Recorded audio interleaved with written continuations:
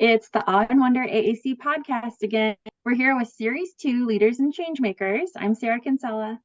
And I'm Brenda Zelmonte. We're so excited because we've had a chance to talk to 8 leaders and changemakers throughout this series. And this has been such a fun podcast, hasn't it, Brenda? It has, and so insightful. Yes.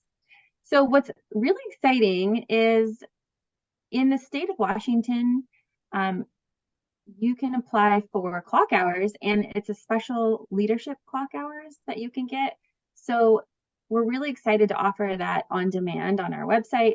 So we decided, and by the way, if you're outside of Washington, you can get a certificate of completion and use that in your state. But we're really excited because we thought, let's talk about these 8 awesome people we've interviewed so far and see what are some consistent principles of leadership in our field, assistive technology and AAC. And because there are definitely some themes we ran across. And so Brenda and I wanted to talk about that today and kind of put it all together for you. And Yeah. okay. So we were just going to go through, I think we should just start with like what stuck out. Like now we've had a little bit of time since the interviews and things that are just coming up even in our practice and since those conversations. So we'll go through each speaker of the series and then we'll talk about some of the consistent guiding principles that if you've listened to the whole series, those have probably stuck out to listeners as well, that none of them heard each other's before. We recorded all of them before any of them heard each other's, and some of the consistencies really stand out, that almost everyone or everyone said this, or almost everyone and everyone said that. And it just goes to show that that mindset is what's so strong and consistent and likely what has helped them stay in the field, stay energized about the field, and stay effective in the field for decades. Yes, no kidding. And I mean, with some of these people, they are busy when they wake up to when they fall asleep. And right. we were like in awe of being able to interview them and how exciting that was. But it makes so you appreciative. Yes, it makes you realize too that with how much they have going on, the fact that they took an hour out to talk with us about what's important in this field, it just shows too like what type of people these are, and definite leaders and change makers. Yeah, and just the heart behind it. I think they're all of them are always teachers. I mean, we have people that were retired. We have people that do a lot of different things now, and they have never stepped away from not only just teaching kids, but teaching us, meaning mentoring others in the field. So their dedication came through for sure. Yes. And if you're doing the leadership clock hours through Washington State, you have a chance to let us know too what stood out to you when you fill out your survey. So we're definitely going to be looking at that because we love to see what impacts you all. Yep. So this is the 9th and final hour of those 9 clock hours. Okay. So Brenda, besides the fact that a lot of them talked about that Apple computer they started with, we had some unique perspectives and some really cool themes from each, just some really kind of standout moments from each podcast. We started our whole series with Jane Farrell, which was fantastic. I know. And we were both fangirling over her because we stalked her literally throughout our careers in the world of AAC and literacy. And one thing that continues to charge me and get me worked up that Jane brought up was hand over hand stuff, and highlighting that and pointing out some things. And she's updated her handout on hand over hand, but talking about one, that the research doesn't show that actually creates motor plans, and 2, that it's detrimental that we control people's bodies without permission. And so there's kind of 2 angles on that hand over hand, in that she points out that research has been out for the last 25 years, and we still continue to kind of go back and forth about that in the field. And it's as far as she's concerned, it's not really an area that we should even still be debating over that Right. there's not good evidence to do that, and that modeling is such a better way to do it. So some of that was just a standout, just straight up right down to the nitty gritty of doing AAC with kids, and what you do, Right. what she doesn't believe to be best practice. And I appreciated her, you know, voicing her strong opinions about that. Yeah, I mean, that's really helpful for us I think, we hear that sometimes too, that's still an issue, right? Mm-hmm. And so it is nice to hear that coming from her, and that she shared resources about it, so you can kind of just pass them along. Yeah, Mm-hmm. that What was stood neat. out to you? I liked how she talked about that idea of like today and then tomorrow, kind of that moving forward, and where are we going with Mm-hmm. our students. I Mm-hmm. mean, just like the hand over hand idea it's all about the kids, right? We're Mm-hmm. respecting the kids. Um, so is that. It's like we know these students are Mm-hmm. capable of doing good Mm-hmm. things, and I loved that Yeah. idea. Yeah. Yeah. Then we had Caroline Musselwhite, episode 2. Right. That was so fun. She's so fun to talk to. Yeah, I know. Almost all these people we could have talked another hour with, Yes. and it was hard not to keep going. Mm-hmm. I loved how hers started, where she talked about her dad and him having a disability. I think he had a visual impairment after the war, and Mm-hmm. then the people that she met in the very beginning of her career. And you could tell that that's something that was fresh. I mean, she told the stories like they were yesterday, and they were a long time ago for sure. Yes. And just keeping that perspective. I think she was one that made a distinction between presuming competence and presuming potential, and just saying Mm-hmm. that she likes the potential piece better because it's learning potential. And if we, the heart behind presuming competency, which many of them talked about, is that we presume that all kids can learn. And she said all kids can learn, so that means they have the potential to be competent at anything. So she did a little bit more defining of those terms, but I think because they came from such a personal space for her. Mm-hmm. Yeah, that was really evident. Yeah. Well, that is like right on par with what I was thinking about with her interview, and thinking about like equity and cultural responsibility, responsiveness in Mm-hmm. our field. I mean, her first story right off the bat, like with the two people that she worked with Mm-hmm. way back when, and how they helped each other, and Mm-hmm. like were there for each other, right? They were advocating. Mm-hmm. And I think that kind of rubbed off on her as well. Like Mm-hmm. I'm an advocate for these people. And she mentioned like looking back, and hindsight is 2020, right? We all think Mm-hmm. there's something that we could have done differently. Right. And I think that's what makes us also move forward, right? That Mm-hmm. we think of those things, we learn from it, and we move forward. So I kind of Mm-hmm. appreciated that candor. Yeah, yeah, for sure, for sure. She wished she would have done some things more and differently for the one that was, um, had a more significant disability. Mm-hmm. Remember, she was like, I don't know, 20 or something. She was like, Yeah, she wasn't even, just practicing starting. SLP at that time. But yeah, Mm-hmm. so I think she had a lot of vulnerability in that interview about just Mm-hmm. like, this is what I knew then. This know better, do better kind of thing. So Yeah, there's yeah. a there. So let's see, episode 3 brings us to Barb Lark and Kathy Hestroy, and Yeah. they were AT facilitators in their school districts. So Right. that was an interesting perspective. And I might be wrong, but I thought, didn't Barb Lark win Teacher of the Year in the state of Washington? And she was the first person, right, in special education, like not a like that actually wasn't a quote teacher, in the sense that I don't think Right. SLPs, OTs, AAC people had ever been even acknowledged to that level to win a Teacher of the Year award. Am I right about that? I she did win Okay. that, and I don't remember if she was the first, but I know it was definitely significant, Yeah. and it might have been. And I think she was definitely yeah. the first AAC, specialist to win Hmm. Teacher of the Year in the state of Washington. And it just goes to show just what a big impact she had on the whole state. And even talking to them, now they're both retired, but, what they did was set up collaboration.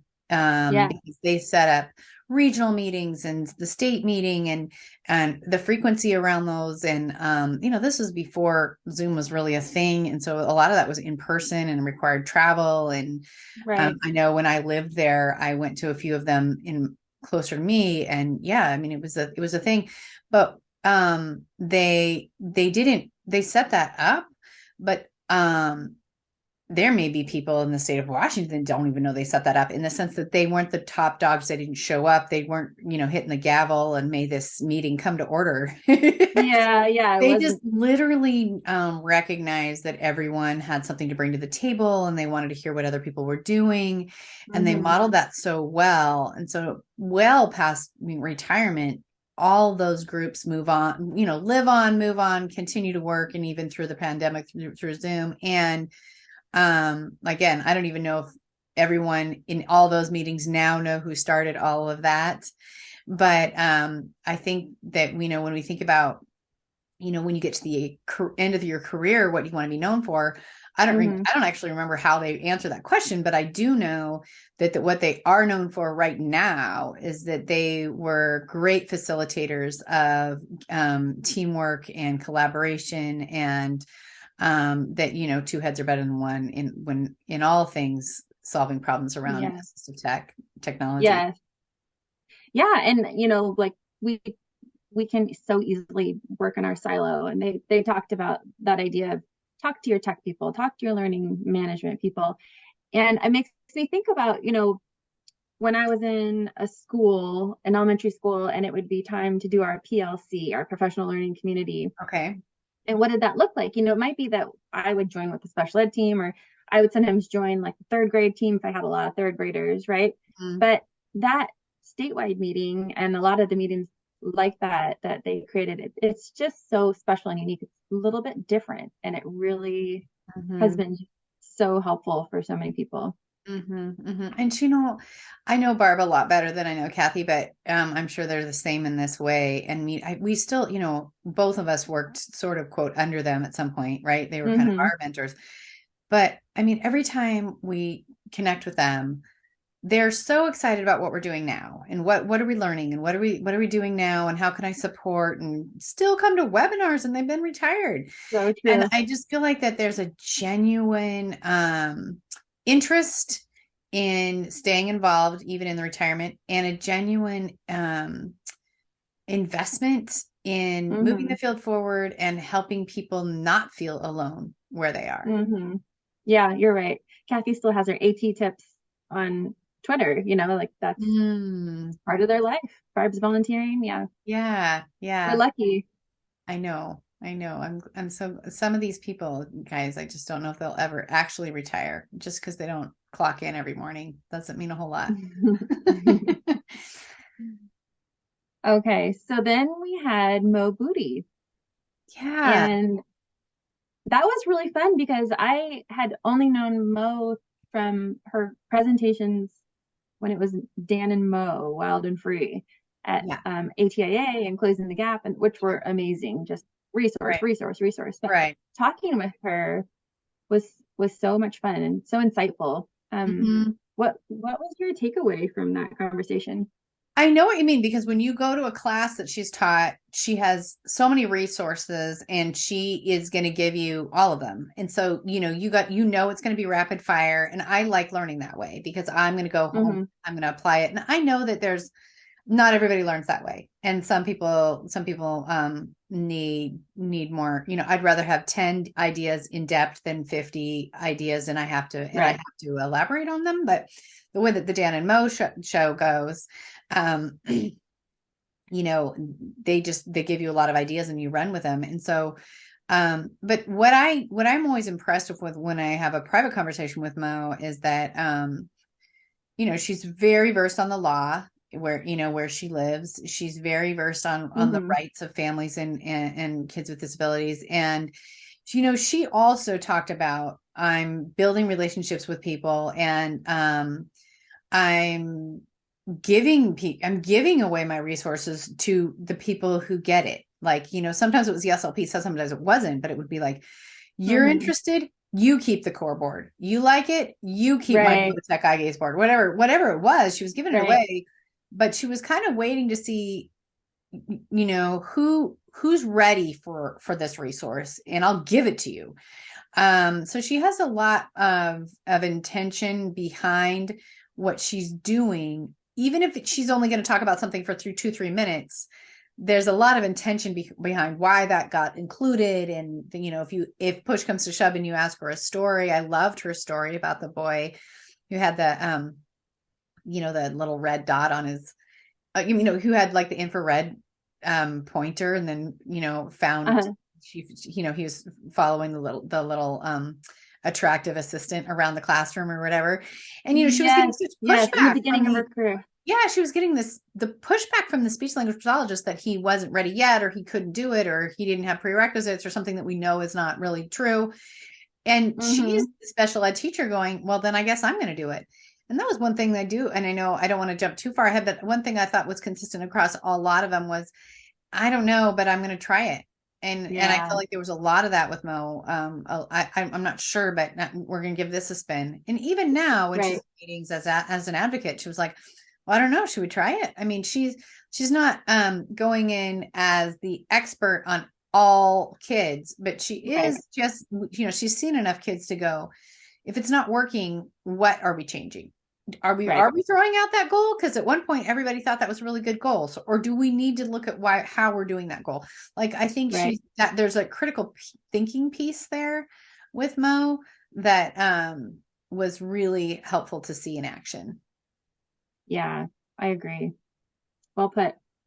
I loved too just her general, the way she incorporated meaningful engagement with families.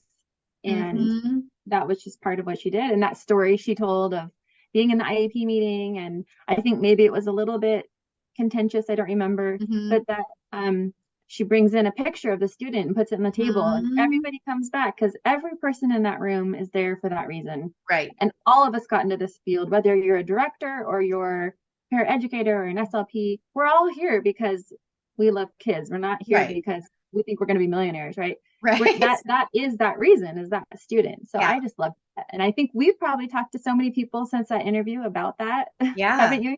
Yeah. So it's come up, making just how can you visually represent the child in a meeting when they're not, and that has come up for sure. Okay. And then after we talked to Mo, we had the pleasure to interview Michelle Bishop. Oh my gosh. Who is sort of local in Oregon.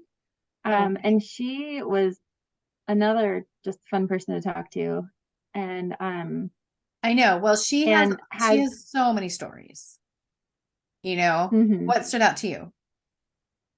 Well, that's true. She has so many stories. And I picture her at like the conventions and because she works for ASL, and I picture her like at the booths talking to people. And that's what I kind of stands out to me about Michelle in general, is that you can talk to her, and she kind of lets us remember that those of us who are trying to move this field forward, and we're doing our best, and we want to learn from these leaders and change makers, it's okay to talk to them, and it's okay to reach out and ask for support, because they obviously, to me now, love that, and that's what they want to do, to pass along what nuggets they know and learn from this, and don't do this because I did that, and they have that experience. So I think that's one thing I appreciate about Michelle, is that she helped me realize it's okay to talk to these people who you maybe would put on a pedestal and say, I just hope I can do that. Right. She's a special ed teacher by trade, and I think that still rules all she does, even though she's very much a technology expert. I don't think she cares that much about the technology. I mean, I don't know how to say that differently, but she's very knowledgeable, and she can do all the things, and even create her own switch access program if it didn't exist, and those kinds of things. But never was the technology driving her decisions. The kid and the need for independence is driving the adaptions that need to be made in the technology. And I think she's got that in the right order. And she was too, one of the ones, I think her and Cassie both were like, if you work with kids, you're a teacher. So I don't know what you're calling yourself, but I don't know what, how you're labeling that. But the bottom line is, if you work with kids, you're a teacher. And I do think that she identifies the most as being a teacher. And I know that at Closing the Gap in ATAA and stuff like that, she's like, there's AAC experts and there's these people and those people. And at the bottom is special ed teachers. And I hate that the special ed teachers feel that way sometimes, because I think they do amazing work. But I also think that she just throughout her career, and not even all the stories that she told on the podcast, but just in general, any class you go to, she's done such a nice job of taking care of the one that's in front of her, in the sense that it's all about the kid and it's all about the kids in front of her in that moment. She's not about how can I help all kids? I'm trying to figure out what you're flipping out about right now. Remember, I think in the podcast she talked about the kid who didn't transition away from PE or something. Like I didn't, right? Didn't he stop? Yeah, I think so. Yeah. And yes, that's right. Would sit down and with a bigger student. So she's like, now my mission is I'm problem solving. You can't sit down in the middle of a high school or junior high or whatever. He was an older kid. And that just runs her world. Like, that problem solving is all that matters. It's not about technology. It's not about meeting IEP goals. It's not about curriculum. It's about, how can I meet this kid's need? How can he feel seen? How can he feel heard? How can he feel safe? Because only then can I teach him. And I think what stands out to me about Michelle is that, that's what's important, is that human connection piece for her. Well put. Okay, well, episode 6 was Lauren Enders, who we learned after getting married is Lauren Gonzalez. Right. I know. I think I messed that up. Yeah, that was kind of exciting to learn. So what stood out about that conversation? I mean, she is obviously, a very smart person. All of them are. I mean, come on, all of them are. But I think it sounds like, she is kind of like us, where I felt like there were things about her that was like, oh my gosh, maybe we're the same, because she's like, oh no, I've just learned one of the most impactful things was just a kid I started seeing recently, like she just seems like she's still learning. Like, yeah, I can teach a class about Canvas. I can teach a class about how you might incorporate a piece of technology, but I'm having fun still tweaking that as I work with students with this piece of technology and go, And then the other thing that stood out with me, and not a lot of people that we interview talked about individuals around this, but she was like, so I didn't know if he could do it, but we jumped up to 84, 96. Or remember, like they're saying he's not using talking about his AAC device moving to a larger language. Yeah. Right. Do you remember that? Yeah. And it was like, those are some basic principles that she points out. Like, we talk about somebody's not using their AAC, and there's 2 ways to go on this. You can go we need to simplify it, it's too complex, or we need to increase the language because it's not enough language for them to care about it. And she highlighted that issue in our field too. Yeah, that was good. And how often do we kind of have that as a consultation question, right? Like, people will come and say, I have this student and they're just not using their AAC device. And it's not that they don't think they can, and they know, there's just, what is that's missing? And I mean, I think a lot of times we're saying there might need to be more vocabulary here, right? Yeah, not always, but yeah, that was interesting. And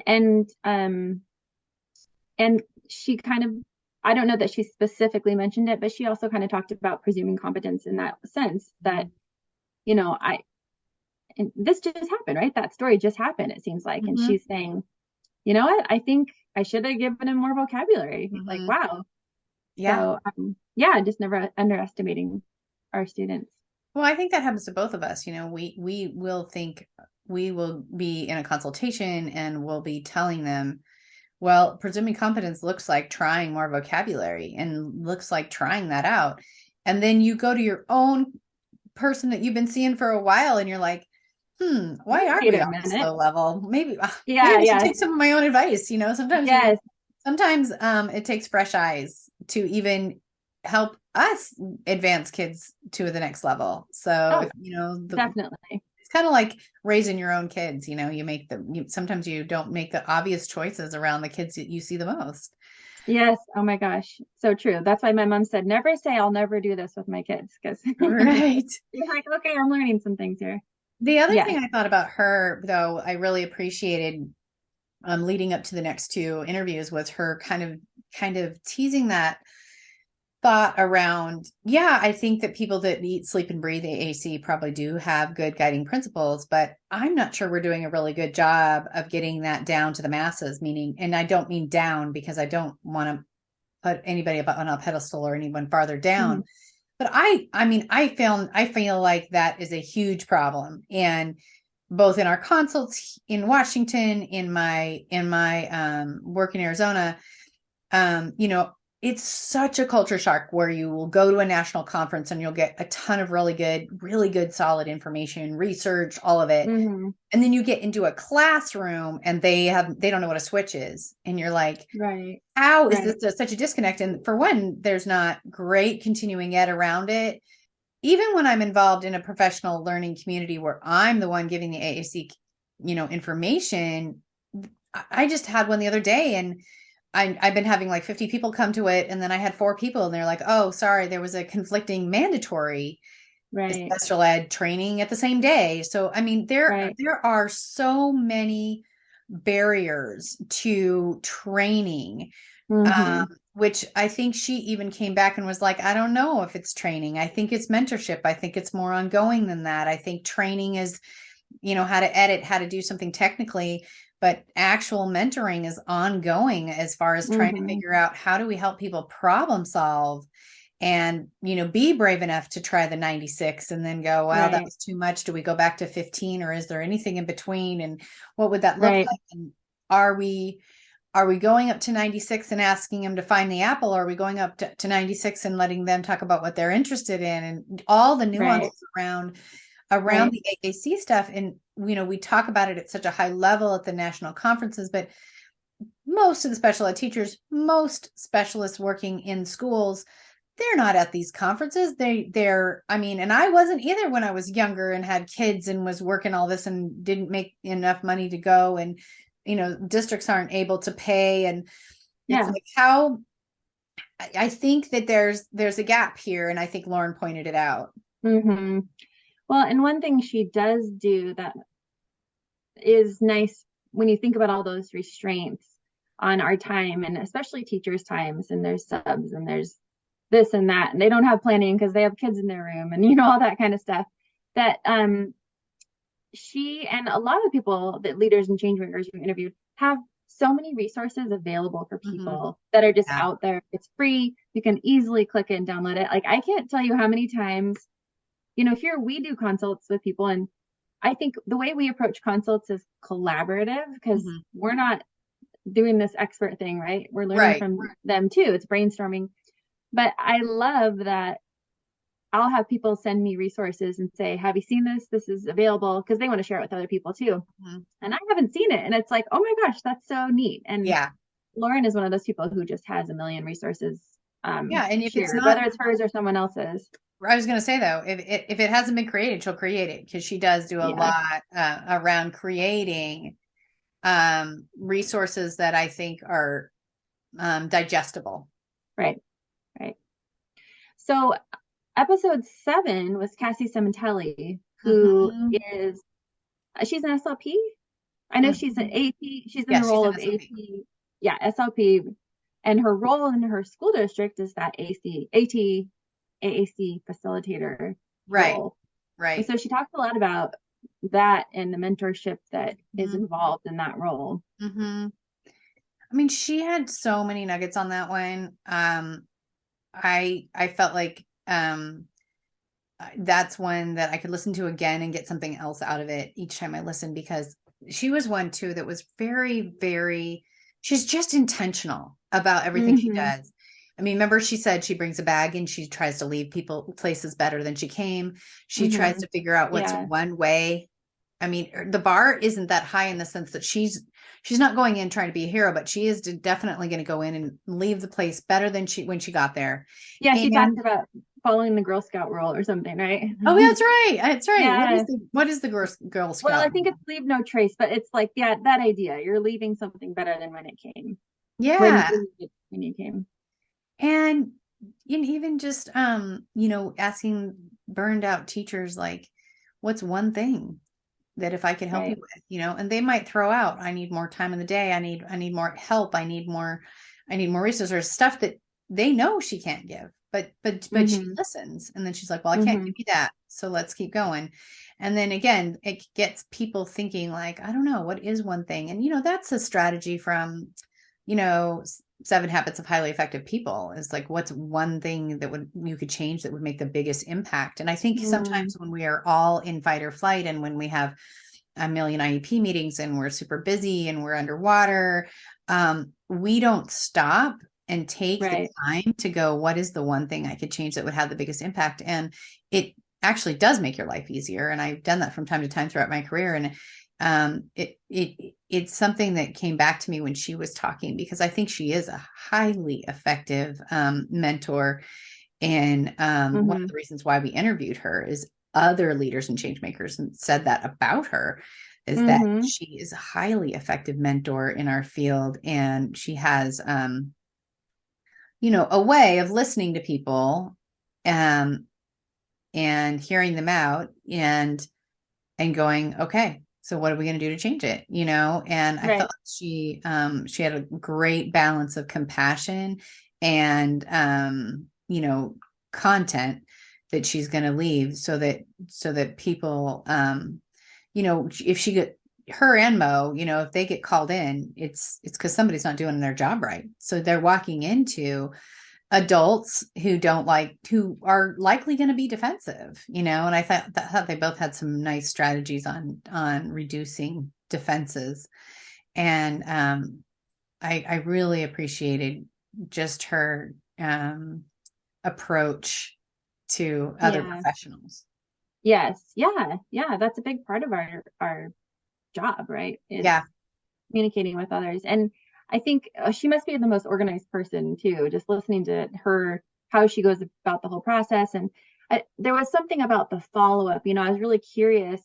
She was talking about, it's not just a one and done. It's like, now I'm going Hmm. to follow up with you. And she doesn't have a whole lot of time to do a lot of I that. But know. I got the sense from listening to her that it was like, if Cassie comes into your room and you've asked her to partner with you, whether it's something hard or it's because of a positive thing and you're looking Hmm. for next steps, that Cassie's going to come back and help keep supporting you. And I think Hmm. that's one thing with this mentorship um, idea is that we need to feel like that person is available for us Hmm. and that Hmm. it's not this one time thing, and that we can call on them, and maybe it's going to take a little bit to get in touch with them, but they will be there for us. Hmm. So I got that sense from Cassie and appreciated that. I think it'd be so fun to do a day in the life of Cassie or someone like Hmm. her where we could go in and see what are the things that she's doing in these schools, what are the questions they're asking, and then how Yeah. does she how does she bring that full circle Yeah, and how does she follow up? navigate those questions that we always get asked and have so much, Mm-hmm. heat behind them?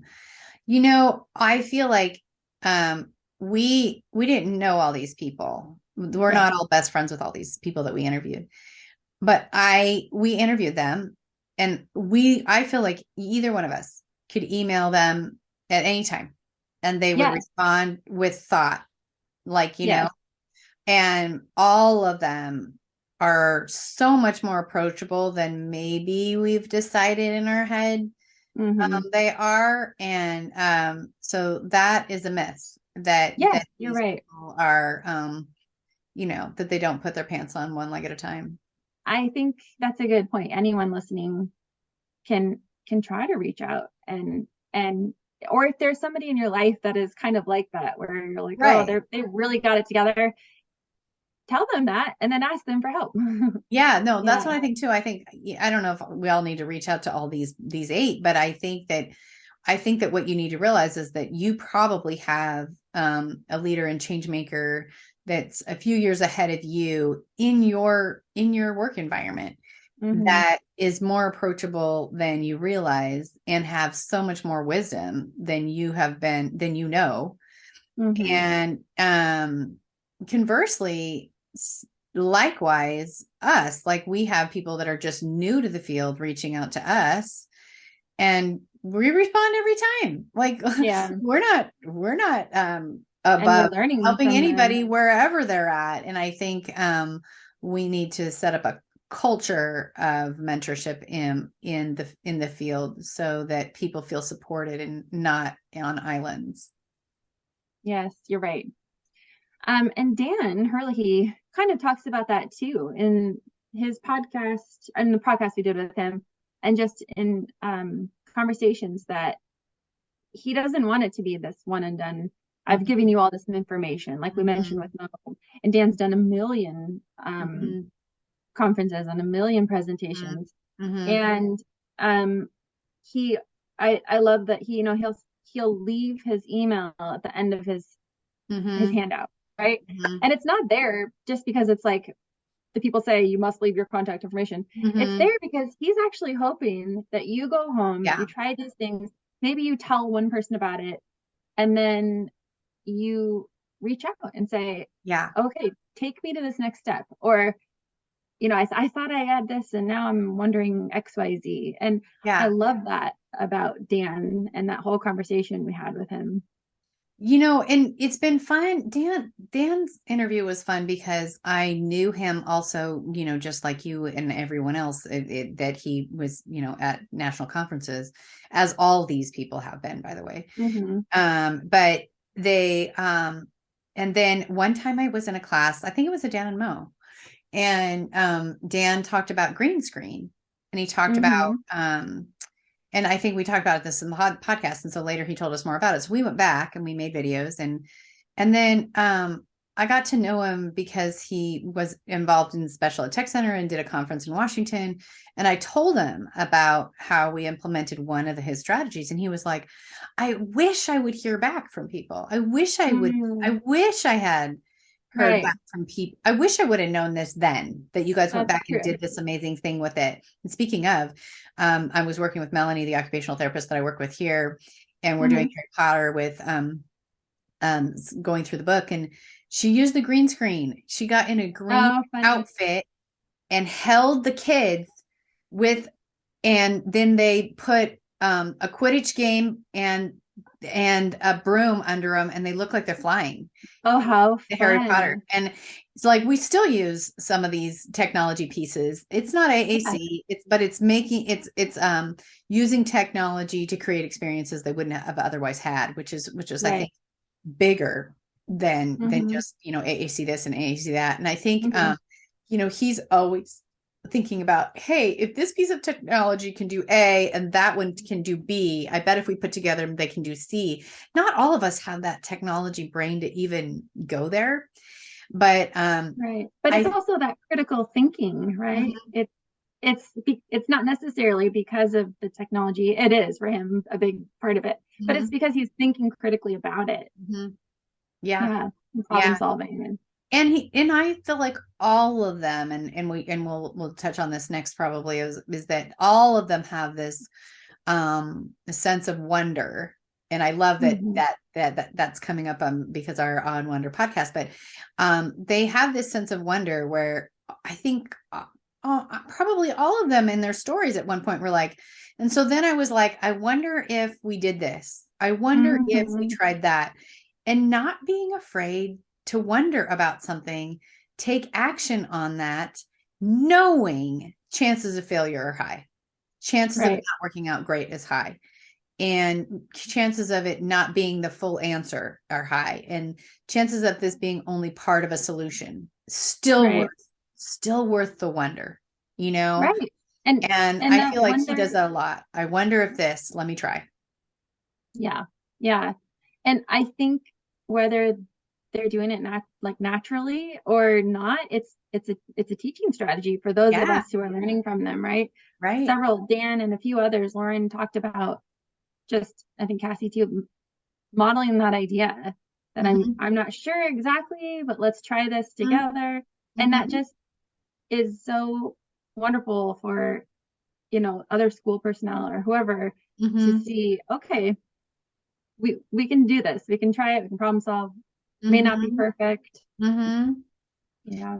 Yeah. And, even Mo said one time, she was like, well, they want me to come in and model. And I know that one modeling session is not going to make this an expert AAC user.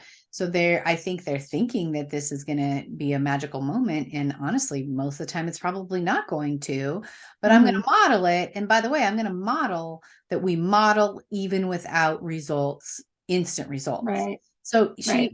her end game is not the same as that. They want to see, okay, you model and then the kid does what? Right. Right. And her end game is I'm going to model. And even if the kid does nothing, because I'm going to model that you still model. And I think that's Right. what a lot of this is too, is like, I'm going to talk a little bit about out loud what happens on most people's inside. I wonder if we try this. Am I Yeah. going to say that out loud? That makes me accountable to try it. And it makes me vulnerable to fail in front of other people, and they Right. do it anyways. And I think all of them are modeling that in one way or another in their settings. Yes. Yeah, I think you're right. You do that. I've learned from you because you do that. So Mhm. I know that's a powerful strategy. What other what other like kind of guiding principles or themes did you pick up from all of these? Yeah, I think Jane Farrell talked about it. Cassie did too. Both of them were like, seeing the kid who they are now and where they're headed, and kind of Mm-hmm. always having that dual, that both sides, two sides of the same coin. Like, we're Mm-hmm. going to accept them exactly as they are. Mm-hmm. And the end game is even bigger. Mm-hmm. And it's Mm-hmm. like, those are not exclusive. You're not, I accept you as you are, so I'm not going to teach you more. And you're not, I need you to know more, so I'm not accepting you as you are. It's like, Right. these are going hand in hand. And I think there was that today, tomorrow, where are they Yeah. today and where do we want them to be tomorrow? And tomorrow is anytime in the future. And again, I think Cassie had a little bit different wording, but it was like, what's the end game here? Because Mm-hmm. we need to teach whatever we want to be the end game. And Right. we accept all forms of communication right now. I Yes. think And that's a really nice balance. I think you're right. And I think something that goes along with that is that it can take time, and it's okay to take time. I think we Mm-hmm. heard from a few people about that these things aren't overnight changes, Mm-hmm. um, and that's okay. Right. What stood out to you that were consistent leadership themes? I think, well, we talked about having creativity and Mm-hmm. fostering the creativity in what we're doing and not getting stuck in this is what I do, this is what I've always done, this is what I'm Mm-hmm. going to keep doing. Mm-hmm. Um, I think we heard that from a lot of these leaders, Yeah. is to always continue to think creatively. I don't think they would have gotten to where they were without doing that. No. And that kind of, you mentioned this before, that technology, don't let the technology be the barrier, right? And the student is never the barrier. Mm-hmm. It's looking at all these things, looking at the environment, Mm-hmm. focusing on what the student can do. I think, And is the I think, task motivating to even be evaluating the rest of it? yes, yes. Are we quizzing them, or are we meaningfully engaging? And Mm-hmm. then you're going to see gains, and you're going to see not even just gains, but you're going to see connection and communication. Mm-hmm. And I think Lauren did a really nice job touching on that too. It was like, if we are we allowing them to use AAC to express what they think, or Mm-hmm. do we have a personal agenda that they tell us certain words, Right. and that the AAC should be about empowerment of their individuality, uh, Mm-hmm. I felt like that goes along with two themes that were really consistent. And one is that, I mean, some of it had to do with the questions we asked them. We're like, hey, was there anyone in particular that's influenced you? And all of them had Mm-hmm. really deep Mm-hmm. rooted stories about people. And I think it keeps them student centered. It keeps them focused a little bit differently. Not it shouldn't be different. It should be how we all do it. But you get lost in the agenda of school or curriculum Mm-hmm. or the IEP or whatever, and the Mm-hmm. individual gets lost. And I think that they've done, all of the leaders and change makers continue to keep things student focused and student driven, which is Mm-hmm. different than student focused, right? Student Right. driven, giving opportunities for students to drive their own goals, drive their own communication and about what they want to talk about. And I think that Michelle does a lot too. Like, well, what matters to you, Mm-hmm. and I think Muscle too. Muscle does a lot in literacy, but it's still going to be, well, what matters to you around this, Right. What matters? Yeah. And that we're not waiting to do any of this. Like Michelle Mhm. talked about, we're not waiting for access to suddenly come through. Right. And I think Jane Farrell and Carolyn Musselwhite and a lot of people talked about that idea. We're not waiting for you to all of a sudden know all the letters in the alphabet. Mm-hmm. We're not waiting because you need to learn literacy now, and it's Mm-hmm. this is an equity issue that you're part of these conversations. You're learning. We're going to give you this experience now, and we're not waiting for things to magically happen. Yeah, and you hear that a lot. They're not ready for that yet. And it's like, well, how are they getting there? I mean, do we have a plan on how to get them there? Because they're in high school, or maybe they're not. Mm-hmm. I mean, maybe they're 7, 8, 9. But it's like, well, nothing is magically going to change in the next year unless we get intentional, Mm-hmm. and we have to give them opportunities. I know it kills me when I finally do an AAC evaluation. Maybe the kid's like 14, and it's like, well, we were always told he wasn't ready yet. And I was like, wow, Mm-hmm. because he's ready today, but what opportunities was he afforded to get ready today? Well, I don't know. Mm-hmm. He's never seen a device, as far as they Mm-hmm. know. And I'm like, Mm-hmm. huh. So and I thought it was super bold of Michelle to just call it out, because access is so challenging for some of our complex bodies, Yeah. and her to say, if I'm waiting for access to be 100%, I'm never going to teach him anything. Right. And recognizing that we are asking these bodies to be mechanically accurate to a point that's not feasible. And I love that she called that out and said, no, we're moving forward, even though you're not Mm-hmm. going to be consistent in any access method. Mm-hmm. And Mm-hmm. and I'm not writing any more access goals. Right. And it was like, Right. wow, I love that. Yeah, that Love was the interesting. freedom of, let's just keep honoring you as a whole human being and the right to Mm-hmm. learn all the things, even Mm-hmm. if you can't demonstrate knowledge at every turning point because your access method isn't consistent. Yeah. Yeah. Even if you're 80% today and you're 50% tomorrow and you're 100% the next day. I'm not going to do this day after day, year after year, to achieve some percentage that's based on access inaccuracy that will never be perfect. Right. And what a relief that was to that kid and that family, remember, where they were Mm-hmm. like, Yes. thank goodness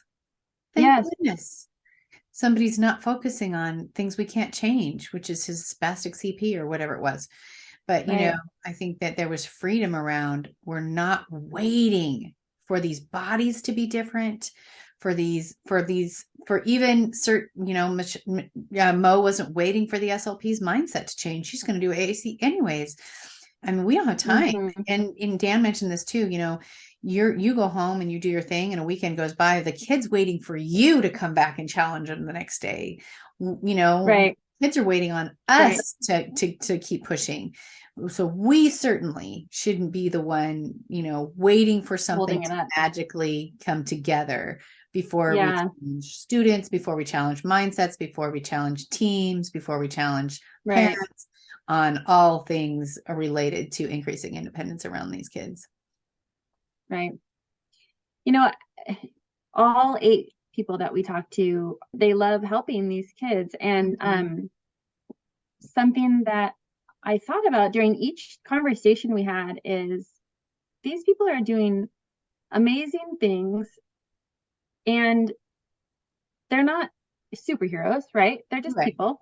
They're doing these amazing things, and we can do it too. And we can do these things. We can start moving forward. We can Right. not, we can think of kids first. We can Mhm. find one thing we can change in this classroom, no matter Mhm. where we're at in our Right. journey of AT Right. or ASC. And you probably thought of other people in your life who are doing things like Mhm. this too. I Right. kept thinking, oh my gosh, you know what? So and so I've worked with does that. Or I remember working with Mhm. an OT who did those kind of things.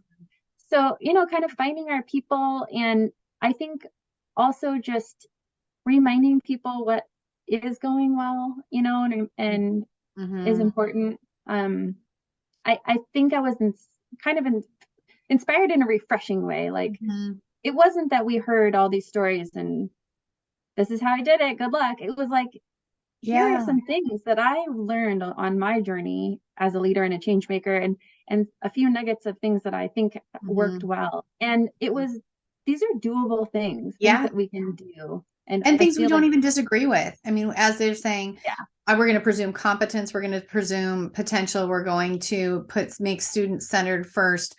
We're going to have short-sighted and long-sighted goals, meaning we're going to do what's today and what's later.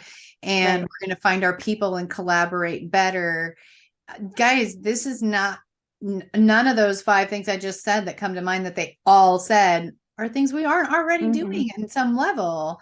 And we can't, Yeah. no one, I mean, like I know that Jane and Cassie and Michelle, they have done camps and things like that where you're kind of like, I don't know if Hmm. I could do that. But Hmm. besides some of those extreme, like, whoa, awesome Hmm. things, most of them you didn't get the feeling like I could never do that. It's like, oh, Right. I would just have to actually try it. I would just actually find my people. I would actually have to organize that, but that's not Right. out of my wheelhouse. And certainly this mindset is not out of the wheelhouse. Certainly Yes. this mindset is required to move the field forward. Yes. And I hope that people who are, as you've listened to these podcasts, you have that sense that, maybe you are doing some of these things. Maybe you're reflecting on your own practice a bit, Mhm. and then, but also giving yourself credit for the things that you're doing Yeah, well, and then making a plan maybe for things that you want to try. So, right. Right. yeah. And I mean, and having the same amount of grace that you have for your kids as you do for the adults. I think that there were some consistent things like we're going to let the kids be where they are and we're going to help them do the next step. And then, Mm-hmm. oh yeah, we're going to let the teacher be where they are and help them have the next step. And oh yeah, Mm-hmm. I'm in the IEP meeting and the parents get to be right where they are. And maybe there's one Mm-hmm. more step. And we Mm-hmm. realize that actually it's all the same. Adult Mm-hmm. learning strategies and children learning strategies are different, but there are some consistencies around that. And recognizing that everybody needs time and space to learn the next best thing, right? Just one more thing. And I think that I felt inspired that we all have potential to be leaders and change makers. Yes, me too. Yes, so we're so thankful to all of you for listening to this podcast. We hope you've learned as much as we have listening to these conversations with leaders and change makers. Mm-hmm. And as we wrap up series 2, Brenda and I are already thinking about series 3, Yes. and we can't wait to reveal what that topic will be. Yes. Series 1, we had another perspective. Who did we talk to, Brenda? We talked to Um, OTs, we talked to special ed teachers, we talked to general ed teachers, we talked to parents. There's several parent ones in there, and yeah, so many good perspectives. And if you've missed out, if you've only come into the podcast at this series, which makes sense because there's some pretty amazing people on this one, go back and take a listen to some of those yeah, others, because some of those were some really vulnerable, raw, and influential conversations. yes. So then series 2, Leaders and Changemakers, and then we will have series 3 coming up, but we're not Yeah. going to tell yet. Yeah, we'll reveal that as we line up guests. But we feel really privileged to be able to do these series and have the feedback that we're getting and make, help people feel like they get to listen in on conversations that they wouldn't otherwise be part of. And that's been super fun for us. This has been really fun. Thanks, everyone. Thank you. See you soon.